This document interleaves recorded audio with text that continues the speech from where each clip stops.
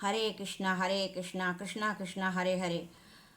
భగవద్గీత 12వ అధ్యాయంలోని మయ్యావేశ్య మనోయమ నిత్యయుక్త ఉపాసతే అన్న శ్లోకంలో భక్తాగ్రసులైన పరమభక్తులను గోపికమ్మ గురించి తెలుసుకున్నాము. రెండవది ఆంజనేయ స్వామి గురించి తెలుసుకుంటూ ఉన్నాం. వాటిలో భాగంగా శ్రీరాముడి దగ్గర ఆంజనేయ స్వామి రాముడు ఆవలించినప్పుడు చిటిక వేసే పనిని ఏర్పాటు చేసుకున్నాడు. ఆంజనేయునిపై గల అపార వాత్సల్యంతో శ్రీరాముడు తన మనసులో ఇలా అనుకున్నాడు: నేను ఆవలిస్తే ఆంజనేయుడు చిటిక వేయాలి కదా, అంతటి పరమ భక్తాగ్రసుడిని నేను ఎందుకు ఇబ్బంది పెట్టడం, కనుక అతడు ఎప్పుడు చిటిక వేస్తే అప్పుడే ఆవలిస్తాను, అంతేకాని ఎప్పుడు పడితే అప్పుడు ఆవలించకూడదు అనుకున్నాడు.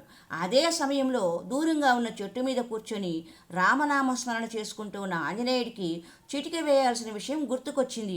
అతడు తన మనసులో ఇలా అనుకున్నాడు: నా ప్రభు ఎప్పుడు ఆవలిస్తాడో తెలియదు, ఆ సమయంలో నేను చిటిక వేయకపోతే నా సేవలో లోపం జరిగినట్లే కదా, కనుక దీనికి ఏదైనా ఒక ఉపాయాన్ని ఆలోచించాలి అని చాలాసేపు ఆలోచించి, నేను ఎప్పుడూ రాత్రింబవళ్ళు చిటిక వేస్తూ ఉంటే ఆయన ఎప్పుడు ఆవలించినా ఇక ఇబ్బంది ఉండదు కదా అని నిశ్చయించుకొని నిర్విరామంగా చిటిక వేస్తూ కూర్చున్నాడు.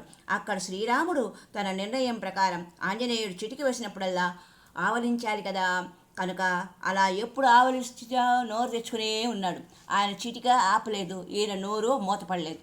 శ్రీరాముని నోరు మూతపడకపోవడం చూసి మంత్రులకు మతిపోయింది. వైద్యులను పిలిపించారు. ఆరోగ్యంలో ఏ లోపము లేదని వారు తేల్చివేశారు. ఇక ఏమీ తోచక వశిష్ఠుల వారి వద్దకు వెళ్ళి మొరపెట్టుకున్నారు. ఆయన దివ్య దృష్టితో గమనించి వెంటనే ఆంజనేయుని చేత చిటిక వేయడం మాన్పించండి అన్నాడు.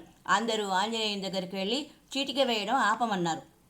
నా ప్రభు సేవలో ఎలాంటి లోపం జరగడానికి వీలు లేదు, కనుక చిటిక వేయడం ఆపను అన్నారు ఆంజనేయుడు. అప్పుడంతా ఆలోచించి ఆంజనేయునికి వేరొక సేవా కార్యక్రమం అప్పగించి ఆ చిటిక వేసే పనిని ఇతరులకు అప్పగించారు. దానితో రాముని నోరు మూతబడింది. కథలో ఆంజనేయుడు ఏ క్షణంలో రాముడు ఆవలిస్తాడో తెలియక నిరంతరం చిటిక వేయుటకు నిశ్చయించుకున్నట్లుగానే ఏ క్షణంలో మృత్యువు మనల్ని కబళిస్తుందో తెలియదు కనుక నిరంతరము దైవచింతన చెయ్యాలి. ఇక మృత్యువు ఎప్పుడు వచ్చినా చిక్కులేదు కనుక మోక్షార్థి అయిన వాడు నిరంతరము దైవచింతన చెయ్యాలి, దైవస్మరణ చెయ్యాలి. అతడే నిత్యయుక్తుడు, అతడే నిజమైన భక్తుడు. అంతేకాని సంకటం వస్తే వెంకటరమణ అన్నట్లు కష్టాలు వచ్చినప్పుడు, కోరికలు తీరినప్పుడు, ఎన్నికలు వచ్చినప్పుడు చేసేది దైవచింతన కాదు. నిరంతరం దైవచింతన చేయుటయే భక్తుని యొక్క ప్రధాన లక్షణము. ఇలా నిత్యము నిరంతరము దైవచింతనలో దైవస్మరణలో ఉంటే ప్రయోజనము ఏమిటి అన్న విషయాన్ని మరి ఒక సంచికలో తెలుసుకుందాం. హరి ఓం తత్సత్.